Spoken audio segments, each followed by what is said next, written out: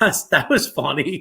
So, hey, welcome to another edition of the Sully Squad here. I was just getting a kick out of that. So Paul surprised me. Paul surprised me with a new song. I felt like I was down at Club Egypt like 25 years ago, bro.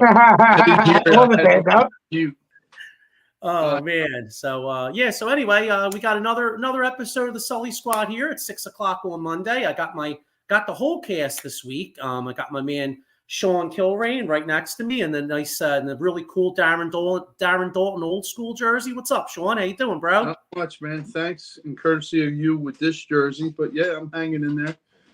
It's a good Monday. How about you guys? Yeah, pretty good, man. Pretty good. And then I got my man, Mr. 6 for 6, Diego Bianchi. He's back. What's up, bro? How you doing? What's up, dude? How you doing, man? So what's going on with you guys? Chilling, man. Just ready to get the thing started with the guest.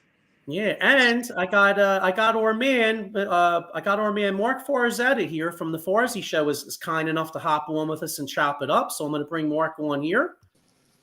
Hey, Marc, how you doing, There man? he is. There he is. What's happening, boys? What's going on? Diego, Joe, Sully, how you doing, hon? And you got Sean Kilrain. What's going on, Sean Kilrain? Throw the cat for Sean Kilrain. What's up, dude? How you doing?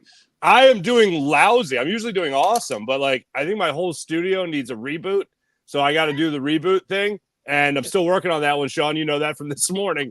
So I'm on my phone. I'm on my phone, you guys.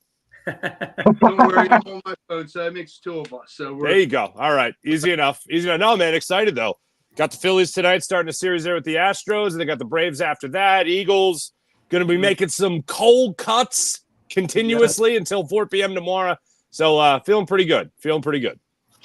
Yeah, cool, man. And, I mean, let's be honest, Friday night, I think maybe half the Delaware Valley was looking for Bridges after that Phillies game. You know what I'm saying? And then all of a sudden, the Phillies come out, Saturday you got JT Realmuto, 11 runs. JT Realmuto comes out huge, 7 RBIs Saturday? 7 RBIs, man. Yes, a career high. Then yesterday, another big offensive outing. So, I gotta what's your perspective? I mean, do you think we can hope that the Phillies are back here? So that question, are the Phillies back, has been going on for a while, and I think now 3 things have been labeled "save the season" worthy. I feel like I'm watching a bad movie trailer. It's like. From the people who brought you Marsh's miracle catch against the Mariners, now bring you Kyle Schwarber's grand slam saves the season. Now, the infield lip of the grass at Kauffman Stadium against the Royals saves the season. So that kind of is where I'm at in my headspace as far as the Phillies go. They need to prove that. Look, are they back in terms of can they beat bad baseball teams? Yeah, they won 3 out of 4 against the Nationals. They obviously split that 2-game series against the Marlins. I think everybody expects at this point the Marlins to be the thorn in the Phillies' side, unfortunately. But you got to beat the Braves. Yeah, it's really good. It's a great first step. Yeah. It's a great first step to go and beat a team that's 70-plus wins in the Royals. It's good to absolutely hammer them in 2 games. You got to beat the Astros. It's a good baseball team. They've kind of put the Mariners now in their rearview mirror by about 5-6 games in the AL West. I know they were kind of battling for first place when the Phillies faced the Mariners in Seattle. But there's a couple of things you want to see them kind of push them aside, like the Astros, before going on to, at the very least, winning that series, if not sweeping that series against the Braves. And I know that's something that is sounds like a pipe dream to sweep the Braves. But if you really want to make a statement, you at the very least got to win 3 out of 4 in that series. So as far as are they back, you got to beat the Braves. That's when I'll think, oh, maybe this team can be a World Series contender again. But as far as are they back, yes, they're back to beating bad baseball teams other than the Dodgers. That's a good baseball team that they've handled. And then beat another good team in the Astros and then take 3 out of 4 against the Braves and do that. But here's the thing. You mentioned the disaster that was Friday night, okay? I know Rob Thompson said a little bit ago that Taijuan Walker is going to make his start on Wednesday. Yeah. I had said this morning, and Sean, I think you were on the show at this point, but I had said this morning that Taijuan Walker, if he does make that last start, then he's going to get blown up, as we know.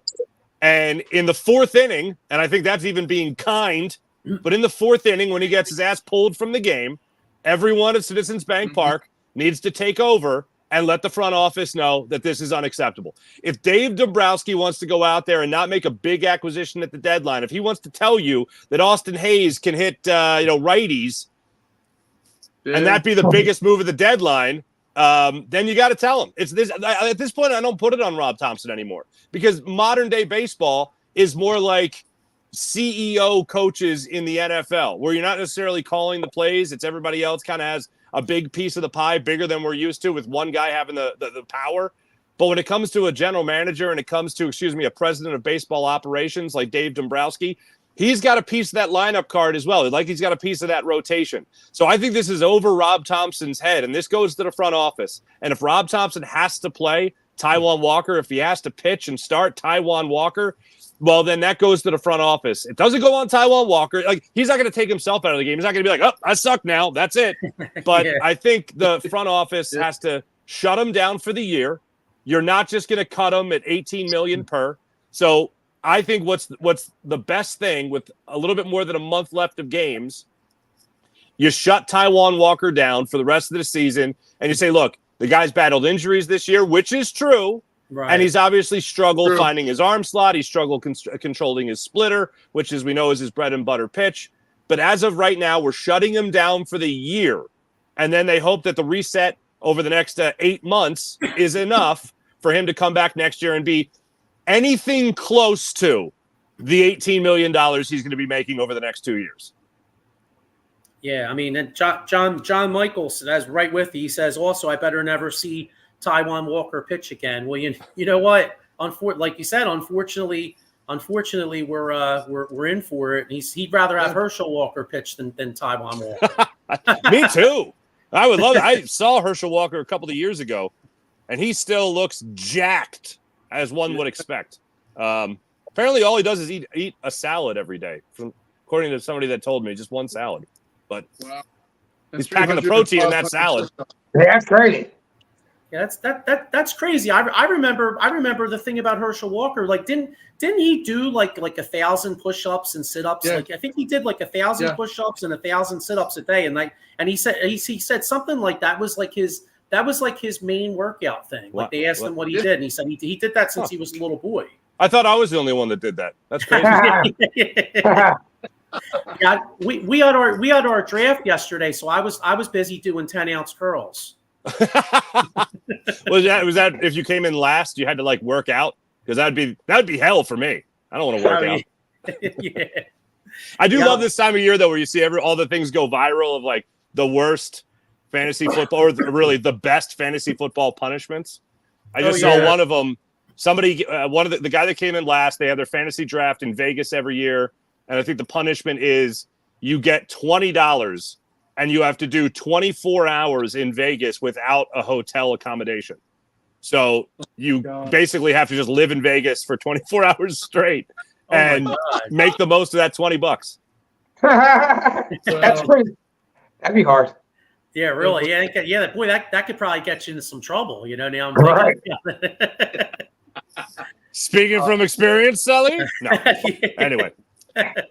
Hey, whatever happens in Vegas stays in Vegas. You know what I'm saying? Yeah, that's what I mean. There's a couple of stool pigeons every once in a while singing like canaries. Anyway. So no, but like, all right. So how about if we look at these next? What is it? They got three with Atlanta. I mean, I'm sorry, 3 with Houston. Houston, yeah. And we're already kind of thinking. I mean, maybe we'll be shocked, but we're already kind of thinking we have almost, unless the offense scores a ton of runs, we almost got a guaranteed L when Taijuan Walker pitches. And then you got 4 with the Braves. So what do you think they do? Like, what's your gut telling? Like, what do you think they do this week? I think they go 2 out of 3 against the Astros, and I think they go and split with the Braves. I want to be more optimistic than that. And taking 2 or 3 in the fashion in which they did against the Royals certainly helps that. But it's because of that series that I feel a little bit more optimistic that they'll win and split as opposed to lose and split. I don't see the Phillies again at home losing Is this the last series against the Braves? I think it's the last series against the Braves. Yeah, because they got the Mets in September. Yeah. Like 7 games against the Mets in September. So I don't see them losing the last series. I see them at worst splitting the last series with the Braves. And the way it's set up, pitching-wise, you're having Wheeler and Nola, and then Sanchez, and then you'll see Walker again, unfortunately.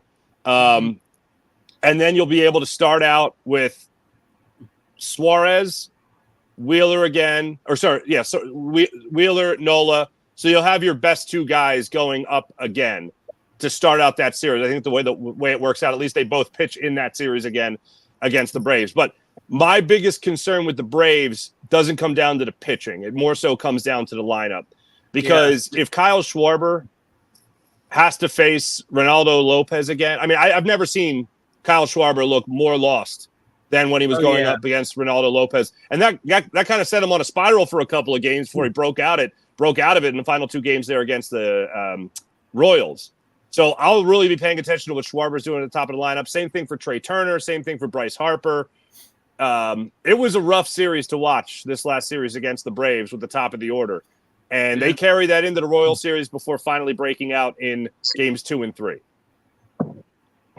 Yeah, and you know, the other thing that's pivotal too, like it's getting concerning because, you know, right now the Phillies are, it looks like 1 game up on Milwaukee for the number 2 spot, because the last thing you want to do is be the 3 seed and then have to, you know, if you're the 3 seed, you might have to play Atlanta in the first round. And yeah, we did beat them the last 2 years, but let's be honest. 3 times in a row is going to be hard. I want no parts of the Braves this year. Even though they're banged up, I want no parts of them. I said in the series against the Braves when it wrapped up, I'm more scared about the Braves now than I was last year when they were a juggernaut. Like the fact that they got nothing to lose and they just took 2 out of 3 against the Phils. Arcia's got the cojones to stare down Bryce Harper. Like if you're tugging on Superman's cape like that, then Bryce Harper better come up in the final game of that series, or at least I think he had 2 more at bats at least in that same game. You got to knock the cover off the ball, son. And you didn't see that happen. So they poked the bear. They tugged on Superman's cape, and Superman just went, "Oh, kryptonite, darn it," and then did nothing. You can't do that if you're Bryce. And I'm a big Bryce Harper guy. He sometimes annoys the hell out of me when he doesn't bust it down the first base line, and then he does something like so sweet and cute of putting his arm around Alec Boehm when Alec Boehm goes 0 for 5. Or he hits some home runs and he helps the team win. But you're going to have to see, and I've been saying this for a couple weeks now, you're going to have to see Bryce Harper get back to an MVP level for you to really feel like this team can win the series against the Astros, win the series against the Braves, not just split, and then comfortably playing as one of the best teams in baseball again, going into the playoffs. Because let's face it, when you look at teams like the Diamondbacks, they're playing great at the right time. They still got to keep it going for another month. Right. The Braves are starting to, or have been playing great despite their injuries. They got to keep that going as well. Yeah. The Mets are if you are of the school, I don't know where you guys are at on this, but if you guys are of the school of London sunk the season, the Mets have been doing okay since London. And last I checked, those weren't even the last 2 teams. And the Yankees did go through a hardship for a while there, and they played in London. So when I look at this with the Phillies, I look at a team that needs to find a way to hit the stride. I don't need them to go 20-0. I'll root for it, but I don't think it's going to happen. I need them to play their best baseball in the final 2.5 weeks of the season, and then take a couple games at the end of the year to be able to kick your feet up, rest some starters, and relax for a second before you get into the postseason, because it's going to be a dogfight with all these teams playing such great baseball. If they're able to keep it going through all of September, then the Phillies are going to have their work cut out for them, and they're going to have a bullseye on their back, just like the Braves did, just like the Mets did. All these teams that were just destroying teams throughout the regular season that were bounced out early. The Phillies, speaking of kryptonite, have been that kryptonite to those good baseball teams for 162 games. The minute you get to the playoffs, it's a whole different story. If the Phillies are playing bad baseball going into the playoffs, I don't see them having that same chip on their shoulder that we have seen over the last 2 years. I mean, I feel like people get up for the Phillies now. Over the last 2 years, we were more of the hunter. You know, we were the ones hunting you down. Sure. Now the roles are reversed. People are hunting us down. They know when they got to come in here, they're getting more up to play against the Phillies. And I feel like that's where like the energy feels different this year. It feels like it feels like the last 2 years, the end of the year, we're playing our best baseball. This year, we started with our best baseball, and now we're kind of sizzling off. Yeah, that's the exact way that you could describe it. And that's what's so scary, because when you see teams hit their stride at the end of the year, they become the most dangerous team. I mean, look, as Phillies fans, we have no further to look than the St. Louis Cardinals, letting them into the series, letting them into the playoffs. And granted, it was 13 years ago, but when you watch that team at the end of the year, the Phillies went into Atlanta and they tried to get the record for Charlie Manuel, and that's great. But in beating the Braves, they opened the door and rolled out the red carpet for the Redbirds to get into the postseason. And then the Cardinals put them over their knee and spanked them, unfortunately. Right. So, yeah, the Cardinals were the hottest team as the season wound down. The Diamondbacks are certainly knocking on that same doorstep, eyeing up that same red carpet. And that's going to be a problem for the Phillies, because the Diamondbacks already know that they got you. Right. They got you. Just like the Braves feel like right now, they got you.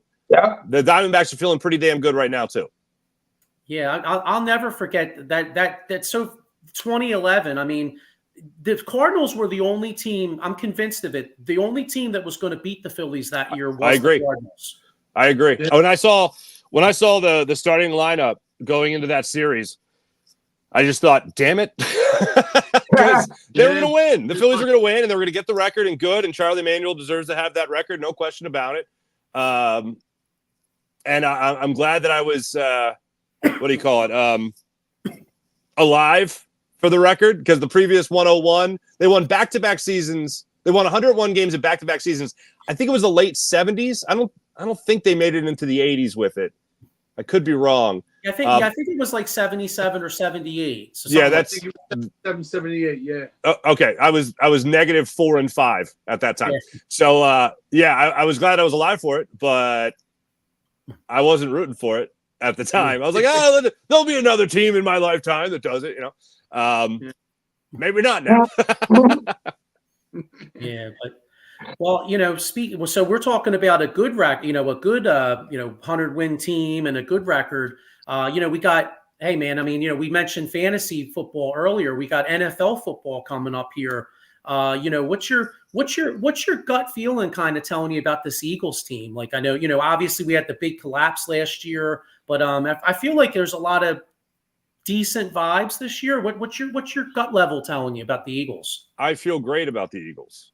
And it's the type of situation where I feel great, and I hate that I feel so great. Yeah, I know. Always. Yeah, right. This doesn't make any sense with Nick Sirianni. This makes no sense. And I've joked. I don't know if it's joking. In a lighthearted manner, I've pointed out that the last person to be this close to the broom closet was Howie Roseman, and he was in the damn thing. And now Nick Sirianni. And here's the thing. I really hate that people just jump right to only calling plays. I mean, sure, that's a point to be made. Mm-hmm. But if Nick Sirianni was hired to be a CEO head coach, and as I refer to him, regional manager head coach, because CEO is far too nice. If he was hired to be that guidance counselor, then I would feel a lot better about the situation that we're in right now. But the fact that he was hired to be an offensive-minded head coach, game plan, call plays, and still be emotionally intelligent, and now it seems like the only thing that he's being required to be is emotionally intelligent. That's a dwindling amount of responsibility for your head football coach. Yeah, that really ain't good. But the Eagles, hey, look, 2 years after they brought Howie Roseman back, they were not only in, but winning a Super Bowl. Not only were they in it and did they win it, but they won it with probably the deepest team in the history of the NFL. So, look, they've done things backwards before, and it's worked. I hope they can add this to the second weirdest thing they've ever done and still won. I don't feel great about that, but I feel great about Kellen Moore. I feel great about Vic Fangio, who just doesn't give a damn, and I want to hang out with Vic Fangio. Yeah. And I feel great about Jalen Hurts. And look at the weapons you have on this offense, man. It's stacked. The defense, I made this point this morning. The defense, one of my biggest concerns defensively was looking at the defensive tackle position, really the defensive line in general, because we're used to the defensive line just being stacked, man. Right. And I feel good about Jordan Davis. I feel good about Jalen Carter. And the real Anticipation with them has to come at the end of the season to see if they're still going to be in top condition and still productive at the end of the year. Because they, as we know, they just fell off a cliff at the end of last year. Say Jordan Davis did in his rookie year as well. Mm-hmm. But I look at this Eagles defensive line now, and I think a lot hinges on a guy that's very much under the radar in Milton Williams. Yeah. Vic Fangio said a couple of weeks ago that he wanted to trade for Milton Williams when he was with Miami, but Howie wouldn't do it. I like that Milton Williams was singled out for his ability, so much so that Vic Fangio wanted him in Miami. But if Milton Williams is just all he's got to be a solid. He doesn't need to make a Pro Bowl. If Milton Williams is just a solid player, because I think Jalen Carter and Jordan Davis are going to have Pro Bowl caliber years.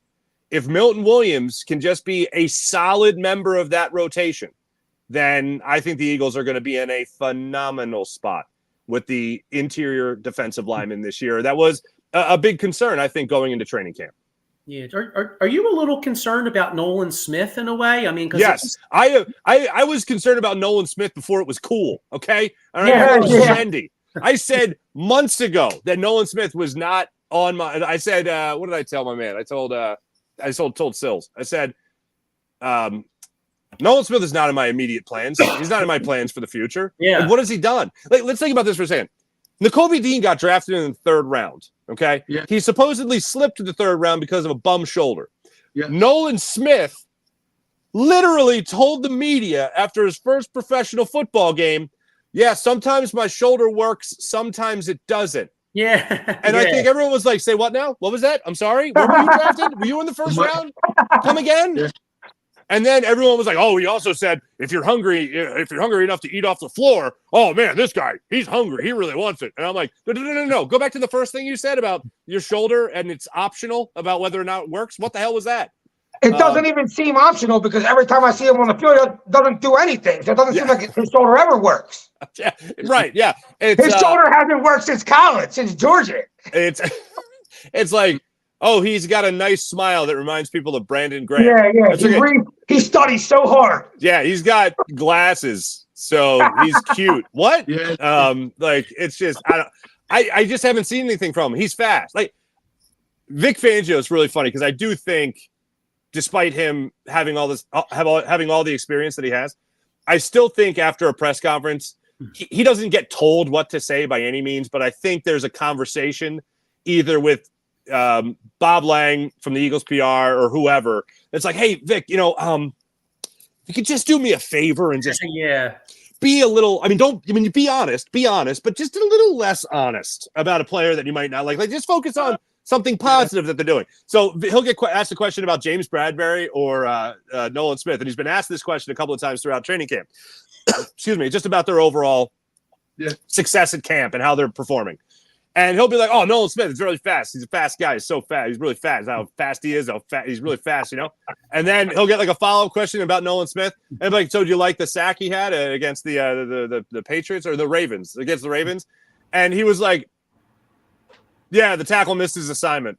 And it's like, oh, but wait, hold a second. So you give him like no credit, and he's like, well, you got to still finish. Not everybody finishes. Some people get there and they don't finish. And it's like, that was the most bottom of the barrel compliment. And then he was asked about James Bradbury. And it's like, oh, it's so difficult to make the transition between, corner and then safety. And then they're like, oh, but James Bradbury, how is he handling that transition? Well, it's the hardest thing to do in sports. It's like he gives a compliment and then he can't help himself when he's asked a follow-up question. It's like, well, he's doing the best he can. Unfortunately, he sucks. Like what? I know it's fun. It's funny because like he says that in a press conference. I would love to like sit in a bar and get Fangio a couple beers and ask him what he really thinks. Dude, could you imagine? Could you imagine cracking open, having some bruschetta and a nice Chianti with that guy? Yeah, that'd be a good time, man. That'd be a good time. And I bet you he even says it right. I bet you he even says bruschetta or bruschetta. He doesn't say bruschetta. You know what I'm saying? Yeah. Like those people. I hear you. Well, before you get out of here, before we get you out of here, what how do you feel on the first game? Like, because you look at my man John Michael has a comment here. He says his worry is the fans will flip out if they lose a game or two in a row. It'll be the here we go again mentality. So what's your thoughts on that first game in in Brazil, because that I kind of feel like getting off to a good start is really important this year. I think John Michael is, excuse my French, dead on balls accurate. Put it to you like that. You can't suck as bad as you did at the end of last year where nothing went right. And then, according to your quarterback, change your offense by 95%. Change your coordinator, change your defensive coordinator, neuter your head coach, and run it back and still be terrible. Like that, or run it back to still be terrible. Like that's not going to work. The Eagles starting out the season are on the shortest possible leash that I can remember in Eagles, if not sports history. Like this is no BS. This is going to be a rough season for the Eagles and a rough start to the year if they don't come out of the gates firing. Like I've said before with Jalen Hurts many times that this year is a no excuse year. And I say that as someone who is a super fan of Jalen Hurts. Absolutely love his mentality, love his work ethic, love his dedication to the game, blah, blah, blah.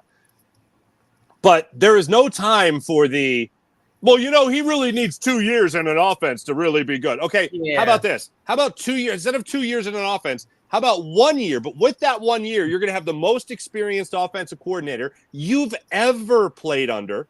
You're going to have A.J. Brown, Devontae Smith, hopefully a healthy Dallas Goedert, at least to start the year. And you're going to have Saquon Barkley, and your number 3 wide receiver is Jahan Dotson. Wow. Please. It's a no excuse year. You're gonna need 2 years. Yeah, you should exactly. You shouldn't need 2 years. That's why. You need three games. You guys should be clicking, ready to go on all cylinders on offense. I mean, from the first snap. Shortest leash. First snap. Shortest leash. This is the only thing that I did. I wanted the Eagles to have their starters on the field for at least a series. Only because look, it doesn't have to be just the NFL. This could be any line of work.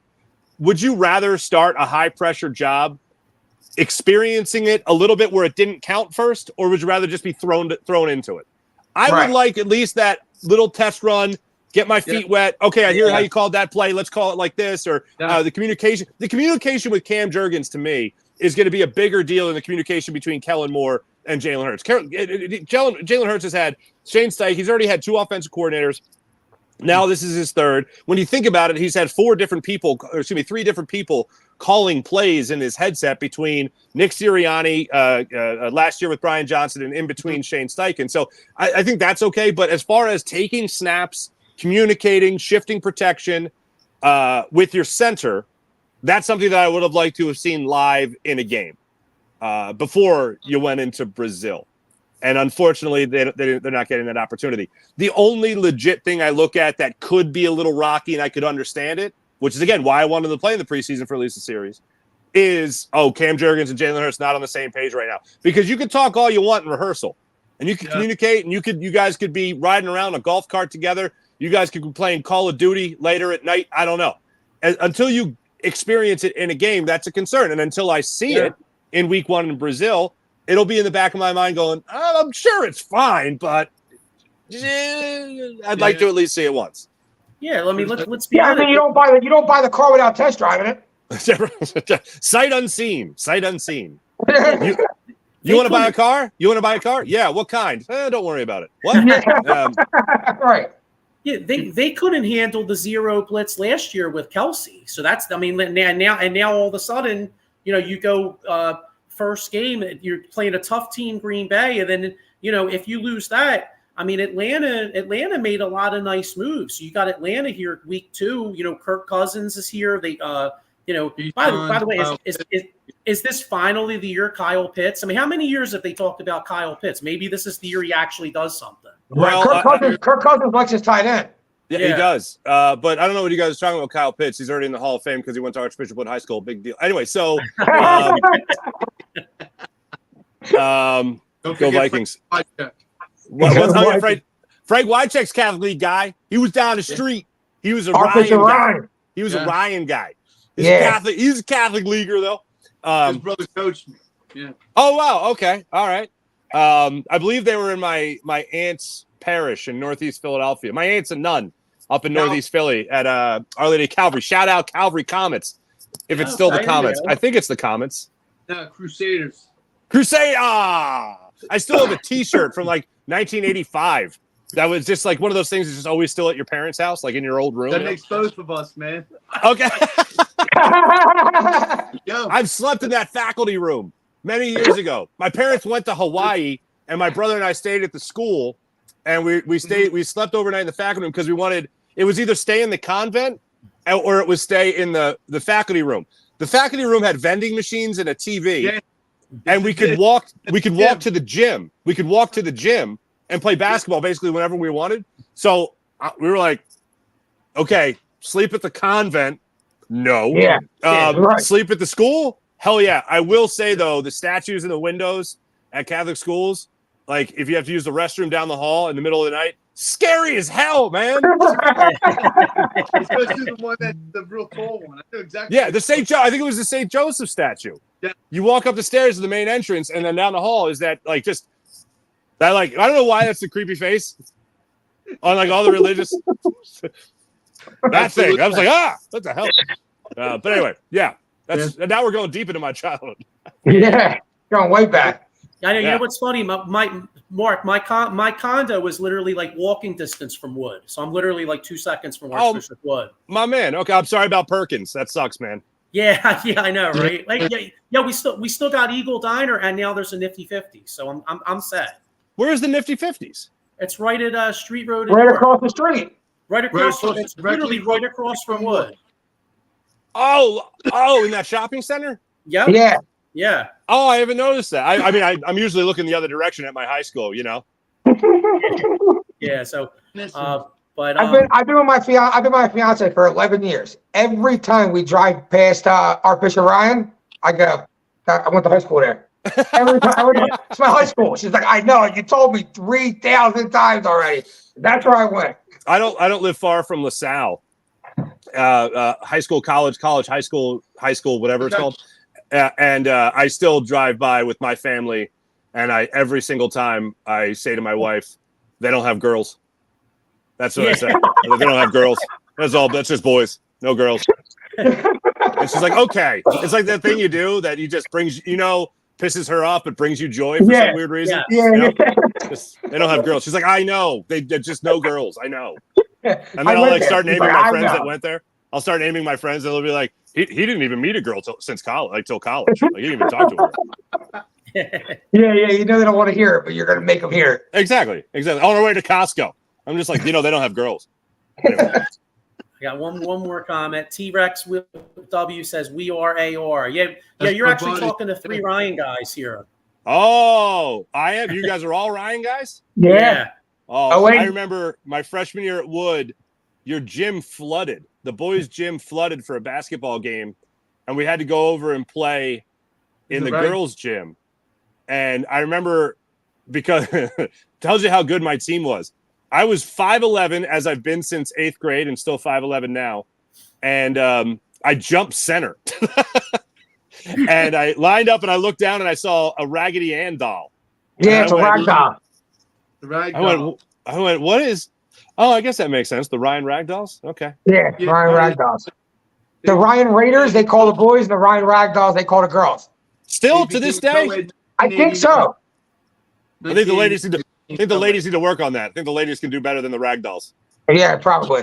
Yeah, so Archbishop Wood is really good in football now, but back in the late 90s, me and John Michael, we went to a Wood football game like late in the 90s. The coach did a fake punt at their own 15-yard line. It was one of the worst calls we've ever seen. I don't know if you were going there then, but at 99 I was there, and I wasn't on the football team then, but I played on the freshman team. And I don't remember who had been the football coach in 99. What I don't remember it could have been 97, 98. I forget. It was around the late 90s sometime. What was it? Was it McGardle? No, that doesn't ring a bell. Nah, it'll come to me later. I'll mention it on the show tomorrow, Sean. All right. Sounds good. Right, if it comes to me. Yeah. Well, listen, Mark, I really appreciate you taking the time to hang out with us. It's always a lot of fun. I'm sure everybody knows where to catch you, but if you want to say where everybody can watch it, where can everybody see it? I'm in your bushes. No, all right. I'm outside. Every time somebody asks me that question, I can't resist. It's like, they don't have girls there. It's like a joke that just anyway. No, you can catch me on the Farzy Show on the Farzy Show YouTube channel, and I think tomorrow there's going to be a big announcement about my responsibilities for football season. I could say that much. Okay. So I'm looking forward to that big announcement coming out. Just announce it now. That I love to do that, but there's somebody that would probably break me in half. So I'm excited about that. Yeah. I'm excited about that. And that'll come out tomorrow, but you can catch me on the Farzy Show. Also, a new YouTube channel that just started up for Philadelphia sports. Locked On Sports is a national brand. They cover the entire nation, hence national. It's a great platform. It's a YouTube channel, Locked On Sports Philadelphia. They got great people on it. I was lucky enough to join them a couple of months ago. So I'll be having your Locked On Phillies postcast following the Phillies game tonight and after each and every Phillies game and Sixers game for the upcoming season. Again, it's Locked On Sports Philadelphia on the Locked On Sports Philadelphia YouTube channel. Like and subscribe to that. How about that? There you go. Nice. And other than that, still in your bushes. Thanks a lot, Mark. And here's knocking on wood that you actually don't have to rip Taiwan Walker on Wednesday night. That's wishful thinking, right? But I appreciate it. It. That's the luck of the Irish there, Sullivan. Let's root for it. Yep, there we go. All right, thanks a lot, man. We'll talk to you. Thanks for coming on, man. Thanks, guys. Sean, good seeing you. Diego, great seeing you guys. Yeah, you too, man. Have a good one. You too. See you. Bye. Later. Yeah, always good time, man. Huh? Always a good time. Yeah, I love talking to Farzy. I got a, you know what's funny? We were talking about that wood coach. We were talking about that wood coach. Probably Nick Sirianni. If I was Nick Sirianni. Going back to that Nick Sirianni thing, I mean, that could really fuck up a locker room. Could really fuck. All right, so Sirianni's the coach. No one's listening to him. You know what I'm saying? It just seems like he could be more of an issue than a help to the team.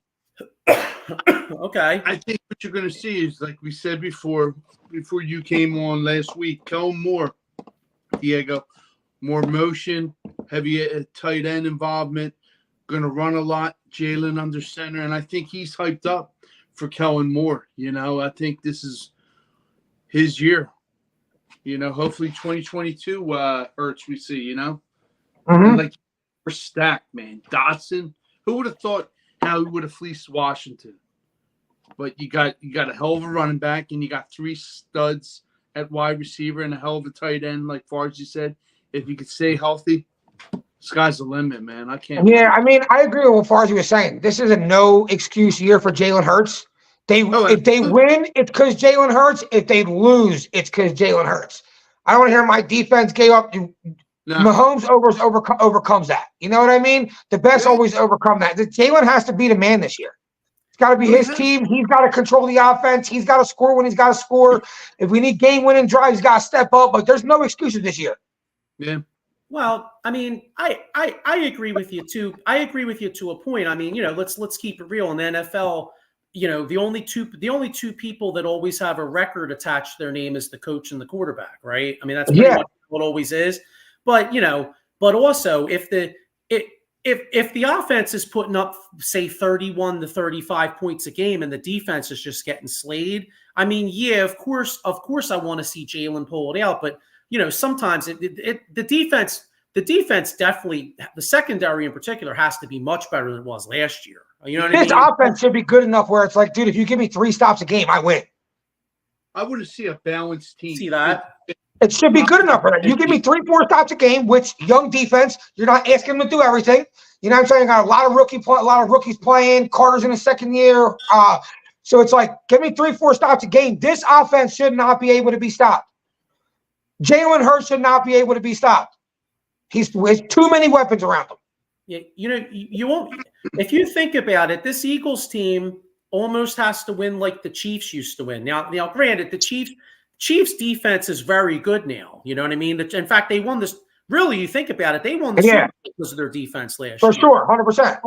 But a few years back, the Chiefs were winning football games because Mahomes, they would score almost every time, but the defense would get big stops. They wouldn't stop you all game, but they'd get big stops. They were good inside the 20s too. They made you kick field goals. Yeah. Exactly, and that's how this team's going to have to win games. Like you're going to have to you may get the ball moved up and down the field, but force the field goal in the red zone as opposed to the touchdown. You know what I mean? Or get the big interception, get the big sack. Like you said, the big play in the big moment. I feel like that's what the Eagles did the year they won the Super Bowl. You know, they made the big play. They bend. They would bend. They wouldn't break. You get down to the 10. You're kicking a field goal at the 10-yard line. That's what kills other offenses. You know what I mean? I get 7. You get 3. You can put up 350 yards, but if I'm forcing a field goal out of you, it's not as effective as you scoring on touchdowns. So the Eagles I just think defense got to make big stops, couple of turnovers a game, and you shouldn't be able to stop Jalen Hurts. And the defense cannot be on the field as long as they were last year. You know, he punch you in the mouth, 3 and out. You know what I mean? Just like Joey said, the secondary is kind of questionable, but now it should be better though. I mean, if you think second half of that year though, the offense couldn't stay on the field. Yeah, to help the young defense out, to help the shitty ass defense out we had last year. We weren't helping at the end of the year. I think we're going to see a lot of heavy rotation with this D line. You know what I mean? And which is awesome because I told you I want to see a Jomo, Milton Williams, like Farzy said. I mean, just get at the quarterback, punch him in the mouth. I don't think it's like John. I don't think it's a bit unfair. I really don't. We paid you the money. We got you the star running back. We locked up your 2-star wide receivers. We got a top 7 tight end in the league. I mean, our offensive line is still what? What are you going to say? Top 7 without Kelsey? Should be, hopefully. Okay, top 7. No, it's not a bit unfair. You know, like Joe said, the way football is judged is on your coach and on your quarterback, and that's how it's always going to be judged. When you look back at New England, it's always going to be Bill Belichick, Tom Brady. When you look back at Andy Reid and Mahomes, it's always going to be Andy Reid and Mahomes. You know what I mean? You have to do that. Yeah. You look back at our Super Bowl year. Yeah, it was great. Doug Peterson and Nick Foles won that Super Bowl. Nick Foles was not being stopped in that Super Bowl. I'm scoring every time.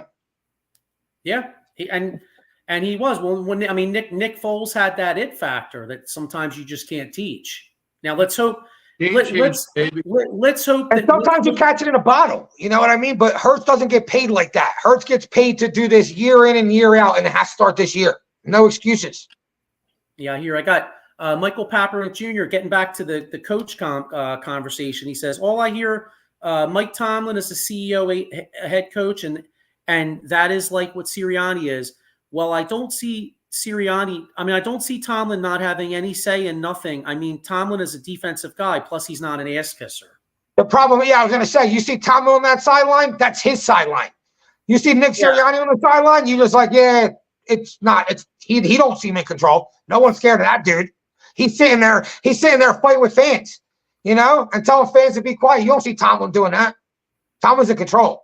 His demise was at that Kansas City game. It was like a child winning a football game when he was in that tunnel. You know, there was no need for that. Did you ever see the video? Did you ever see the video? Pouncey's coming off, and Mike Tomlin's like, "Get over here!" Oh yeah. And he's like, "Oh, well, he did this." Like, I don't care.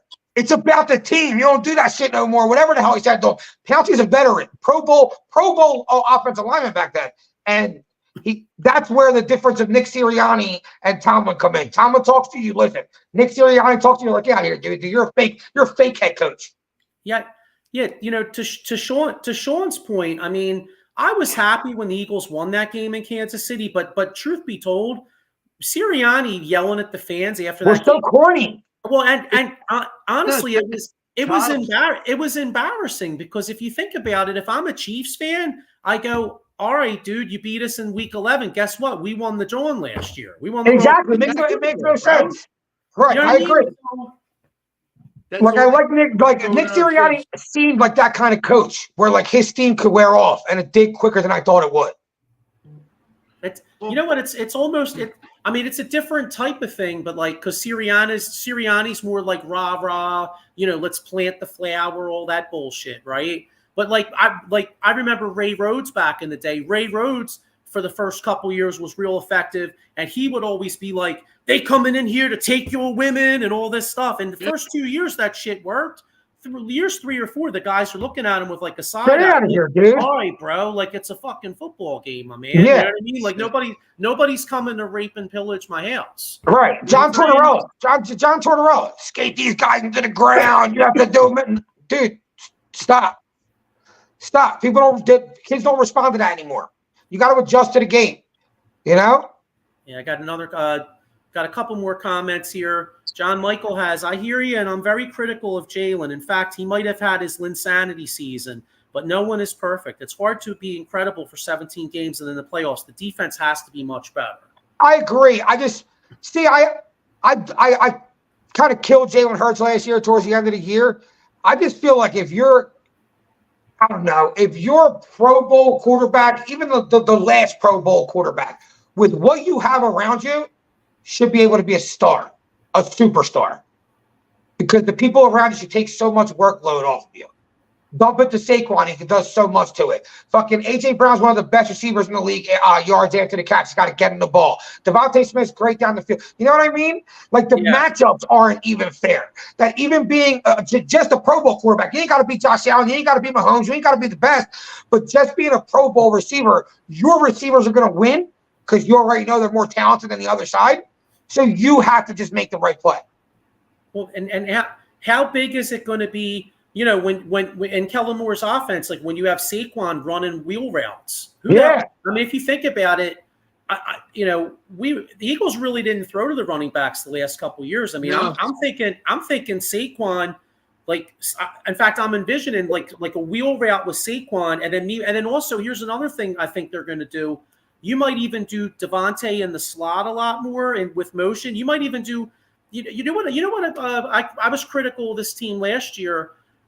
They always threw outside to AJ Brown. To me, nobody could stop AJ on slant. Slant. No one could stop with the AJ Brown when they threw the slant to him. I thought I was watching T.O. on that, John. They didn't do it last year. They were always trying to set a little screen and just get the ball in his hands. He's so much stronger than the other guy. He's always going to beat the dude off the line and get the release. Just get him the rack. Yeah. Saquon Barkley, same thing. You don't got to run Saquon Barkley on a wheel route. Just run him into the flat. He pushes the ball, makes one dude this. Next thing you know, he's 30 yards at the field. I think you run short dump passes, power dumps with Saquon because he's that big, and it gives him all that field. And then he's going to create something, havoc. What do you guys think of this comment? Michael Kaepernick Jr. says, I heard on a podcast today that Nick's job is to undress the players on the sidelines. I mean, Nick has no real power, and if he got fired after last season, he wouldn't have gotten a head coaching job in the NFL. Well, it's just like my point. That article I think I sent you, Big Dom basically running the show. You know what I'm saying? Yeah. I mean, he probably is. I think it's going to be the Kellen Moore show because he's that executive person, like Farzy said. You're going to see that, But go ahead. No, I was going to say though. I know we're being a little critical. I mean, obviously, having the collapse that they had, of course, we have to be critical, Sirianni, right? But judging by with what Mike Kaepernick said about he wouldn't get another head coaching job. I mean, do you guys think that's maybe a little unfair in a way? I mean, because I don't think he had the credentials to begin with. Yeah, but the only thing I'm saying, I hear you, but I'm just saying based off his record though. Like he's been in the playoffs. Yeah, he's not 9-8 in his first year. He's in the Super Bowl, 3 points away from a world championship in his second year. Last year, you had the horrible collapse. He still finished 11-7, I guess it was, or whatever. Now, obviously, he had a horrible collapse, but if you look at the numbers, I mean, the guy's been very successful. That's true. And I'm just wondering, if you're another team's owner and you don't really follow every nuts and bolts of the Eagles, but you look at the man's winning percentage, you would go, well, this guy, he wins. He wins football games, Yeah, that's true. She might get a chance just off of that. I mean, I look at it like this: if Rich Kotite could get the Jets job, then then I mean, my God, you know what I mean? Like Richie we used to call him Richie Kotex. Remember, Sean? Yeah, yes, we did. I remember it very vividly. You're right. Here's another comment here. John Michael says, you know what's funny? Phillies fans' first impressions are usually pretty accurate. Remember when we all thought he was high school Harry and then he won? But in the end, he's basically high school Harry. True. You know, with his, like, back to, once again, keep the stupid ass antics of in the tunnel, slapping the fans. Dude, no. Stop. You know, high school Harry, just like John said. You know, just coach the team and guide them. There's no need for those antics this season. And I think we won't see them. Hopefully. I think they probably told him to dial it down a little bit. And you know what's funny? To John Michael's point, though, like, yeah, Philly fans are right about a lot of things. But I think one we were wrong on, though, was Charlie Manuel. Like, I remember when Charlie Manuel first came here, everybody was like, "Oh, Charlie and Mayberry, he doesn't know what the hell he's doing." And he turned into a good manager. Although I got a question for you guys, though. As good a manager as Manuel was, he did get us a World Series. He did get us a World Championship, but. Do you think that maybe, you know, that team, I feel like that team should have won a couple. Do you think maybe they actually underachieved? I know we all love Charlie Manuel, but do you think maybe he gets too much credit sometimes? I think they should have won more, Joey, just like you said, with the Rays and the Yankees series. I never forget that, you know what I'm saying? But yeah, a lot of people said Charlie Manuel, this hick guy and this and that. But boy, did he prove wrong, man. He was that player's coach, and the players loved him. And they went into his system. You know what I mean? But yeah, what do you think, Diego? I didn't hear the question. Oh, about no, I was just saying that Charlie Manuel was one guy that I think Philly fans were wrong on. But the question was, though, do you think that maybe even though he's very likable and the team was very successful, do you think maybe he deserves maybe a slight little bit of criticism that the fact that they had the best record in baseball like 2 years in a row and then they just never won it again? Yeah, I do. I mean, we had the best record in baseball. You won one World Series. You know, against the Rays, like Sean said, the Yankees. I think he underachieved a little bit, especially with the roster he had. Yeah. Got another. What do you think, Joe? You think he underachieved? Honestly, I mean, it's one of those things because he's like so likable. He's like so it's like so hard to rip the guy. And here's my thing about Charlie Manuel. I think that he is a lot like Rob Thompson in a way where he allows a relaxed atmosphere, which for a while helps guys perform. You know what I mean? But a lot of his in-game moves, I didn't really love. And agreed. And yeah, I mean, like, you know, hey, you know, that was the first championship that I had ever seen. So it is hard for me to rip the guy, but I really do think that team should have won. They should have won a couple. They really should have. Right. Especially in 10 and 11, when you're sending Halladay, especially 11, you're sending Roy Halladay out there, Cliff Lee out there the next day, Cole Hamels the following day, and you don't get it done. That team had to win. You know what I mean? It's a shame, but they ran into a buzzsaw in the St. Louis Cardinals. But you know that was but hey, that was a long time ago. You know what I mean? But anyway, I got another comment here. Michael Papernick says Rich Kotite got the Jets head coaching because he had some type of friendship with the owner at the time. Yeah, that's true. He was trash. John Michael says, well, yes and no. Charlie won with a hitting team. Out of nowhere, Ruben makes us a pitching club. We were never the same. Kind of agree with that to a point. I mean, if you think about it, that 08 team, that lineup was stacked. The pitching wasn't that great. And then in 10 and 11, you know, the lineup wasn't nearly as good. Yeah. Yeah, think about it. Yeah.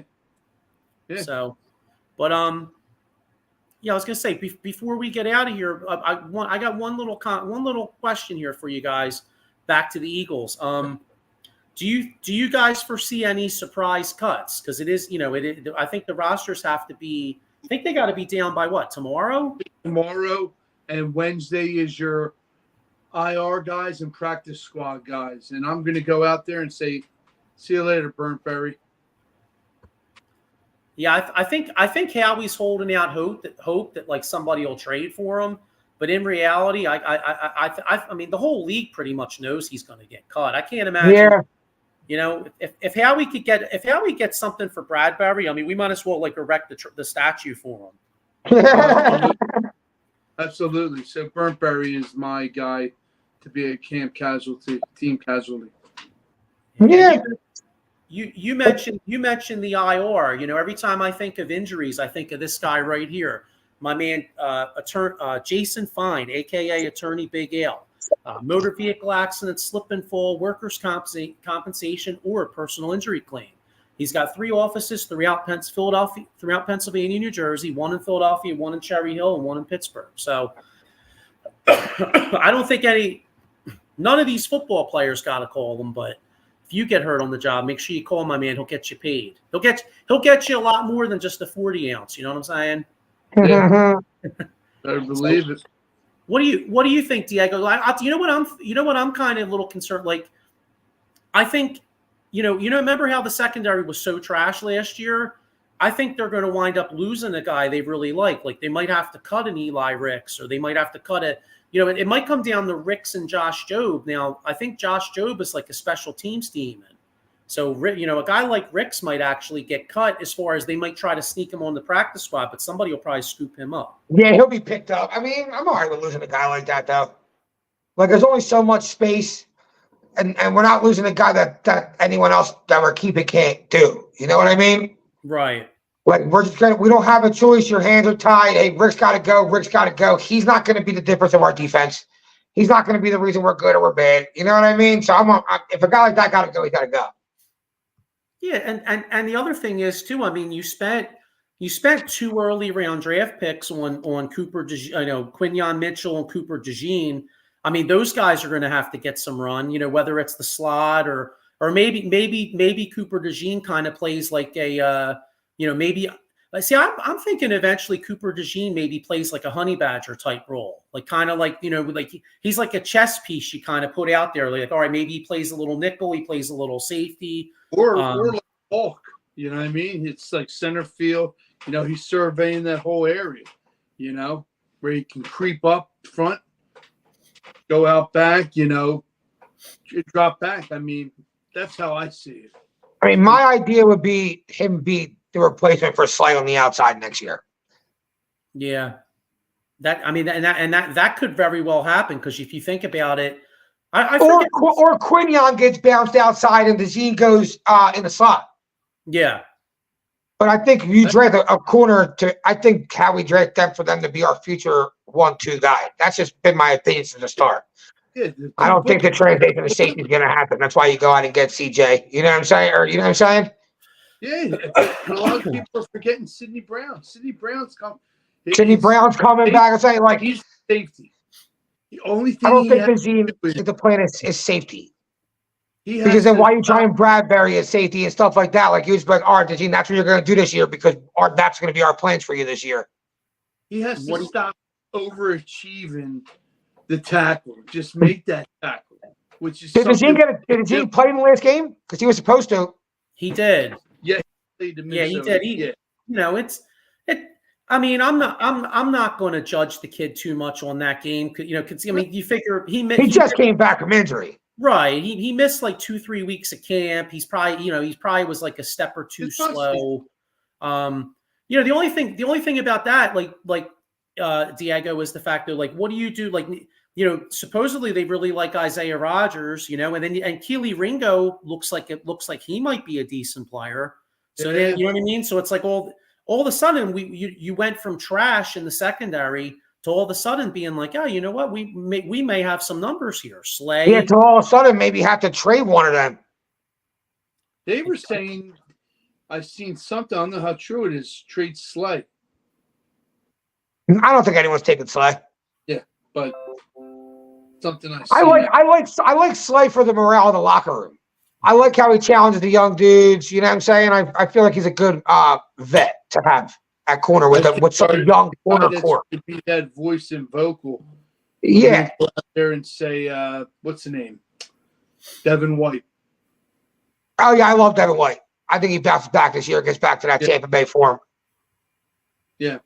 I hope so because the linebacker position definitely needs it. I mean, what do you guys think as far as like the last couple of weeks as far as what the hell shit? Oh, Nakobe Dean. Like supposedly he's starting to show out a little bit. Yeah, he's healthy. I mean, last year was the year he's supposed to show out. He got hurt. You know, he's the only player I'll give him the benefit of the doubt. You didn't get your chance last year. Then you get hurt. Like you get your chance, then you get hurt, and then you're coming back and you're battling with an injury on a bad defense already. You know, I don't think he's great, but I do think he still deserves that chance to be next to White. Yeah, no, I hear you. I got I guess we'll get ready to wrap up here, but I got one. I guess the Phillies already started. T-Rex W says Phillies had 2-1 with no outs and got nothing. Well, that sucks. That's one thing.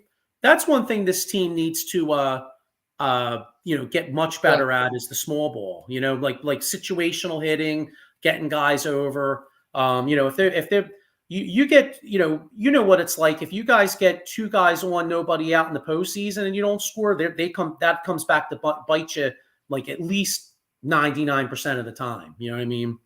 Bingo. So, but all right, guys. Well, look, let's get ready to wrap up here. We'll be back. We'll be back next week. Next week we're actually going to be on. You guys were good to do Tuesday night, right? You guys do next Tuesday because otherwise, because Monday's Labor Day. So I mean, I wasn't. So either Tuesday or we just not have the show. But I'd like to do the show next week. We'll do it Tuesday night at 6. And we'll do more of a NFL preview. We'll preview the Packers game, and we'll get all into it next week. So go Phils. Hey, real quick, you know what? I asked Mark, but I didn't ask any of you guys. Next 7 games, but when we're on here next week, what's the Phillies record this 7 games? 4-3. 4-3. 2 against them. I agree with Mark. 2 against the Astros, 2 against the Braves. 4-3.